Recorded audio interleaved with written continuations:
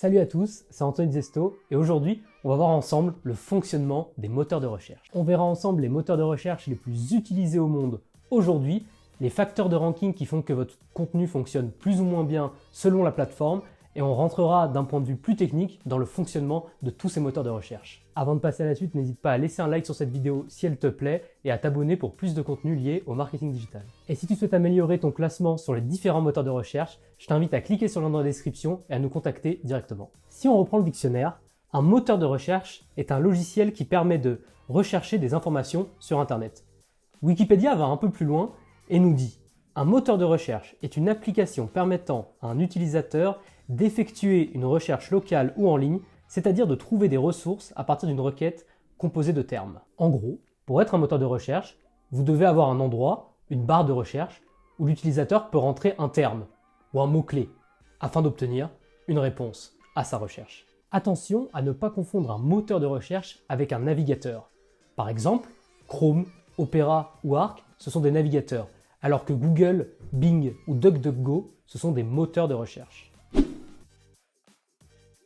Le premier, c'est Google. Avec plus de 90% des parts de marché en France, c'est vraiment l'indétrônable des moteurs de recherche. Quasiment tout le monde utilise Google de 18 à 70 ans et même plus. C'est le moteur de recherche universel, la vraie bibliothèque ultime en ligne pour vos recherches banales à très techniques. Bref, vous trouverez tout sur Google. Le deuxième, c'est YouTube. Et oui, YouTube est devenu le deuxième moteur de recherche le plus utilisé de la planète. Pour tout ce qui est tuto, la plupart des gens vont directement sur YouTube désormais. Et ça, vous verrez que Google l'a bien compris. Lorsque vous tapez des mots-clés informationnels de type « comment faire ça » ou « cette chose », vous trouverez de plus en plus de vidéos YouTube tout en haut des résultats de recherche. Relégué depuis quelques années désormais loin derrière Google, Bing occupe la 3e place de notre classement avec 6% des parts de marché et un algorithme relativement similaire à celui de Google. Même s'il est un peu en retard, c'est très souvent le moteur de recherche par défaut des ordinateurs sous Windows. Microsoft oblige. Et donc, des personnes ne le changent pas. On retrouve donc plus chez Bing des personnes qui s'intéressent peu à l'informatique ou les plus âgés. Les dernières études qui viennent d'arriver montrent que TikTok arrive maintenant à la 4e place des meilleurs moteurs de recherche si l'on pose la question aux utilisateurs de quel moteur de recherche trouvez-vous le plus utile et qui vous aide à trouver les meilleures informations. TikTok est particulièrement apprécié chez la jeune génération. En effet, si on interroge les moins de 25 ans, plus de la moitié préfère utiliser TikTok à Google. Pour les moteurs de recherche plus classiques, un système de crawling est présent. Ce sont des robots qui parcourent le web de page en page via des liens présents entre les différentes pages web. Ensuite, si on prend l'exemple de Google, ce dernier va décider d'indexer ou non votre page. Si votre page n'est pas indexée, vous êtes invisible via les moteurs de recherche classiques type Google ou Bing.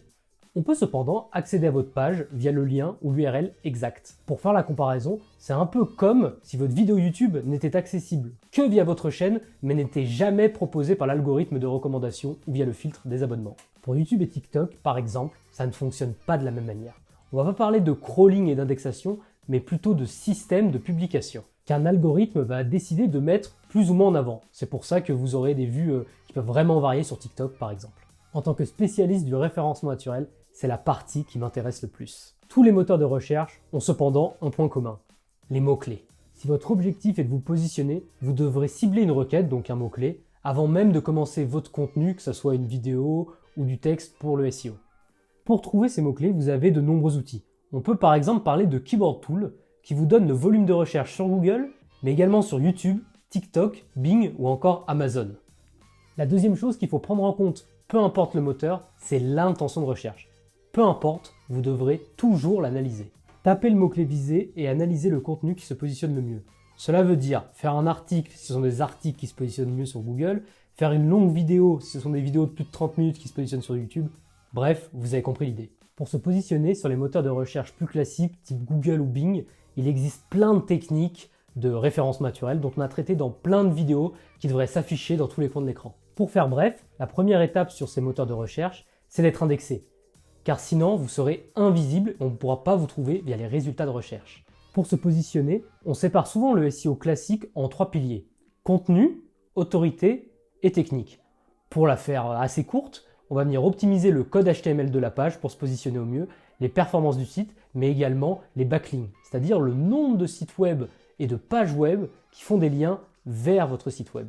Sur YouTube et TikTok, c'est bien sûr largement différent. Il faut d'abord prendre en compte que ce ne sont pas que des moteurs de recherche, mais également des réseaux ou médias sociaux, et que donc vous avez d'autres possibilités d'avoir de la visibilité organique. Mais cela n'empêche pas qu'il y a d'autres facteurs à prendre en compte. Par exemple, sur YouTube, on retrouve le CTR, donc le taux de clic, d'où l'importance de la miniature sur cette plateforme, le titre, pensez à mettre le mot-clé dedans comme sur Google, le watch time, mais également les timescodes, les sommaires des vidéos qui peuvent vous aider à avoir plus de résultats en SEO sur YouTube, mais également les playlists, les tags ou encore la description. Sur TikTok, le watch time est très important et même le taux de rewatch joue un rôle clé. On retrouve enfin les hashtags qui permettent de bien se référencer dans les résultats de recherche. Si vous voulez qu'on rentre beaucoup plus dans le détail dans comment bien se référencer sur YouTube et TikTok, n'hésitez pas à nous le dire en commentaire. Les gens veulent aujourd'hui un résultat instantané.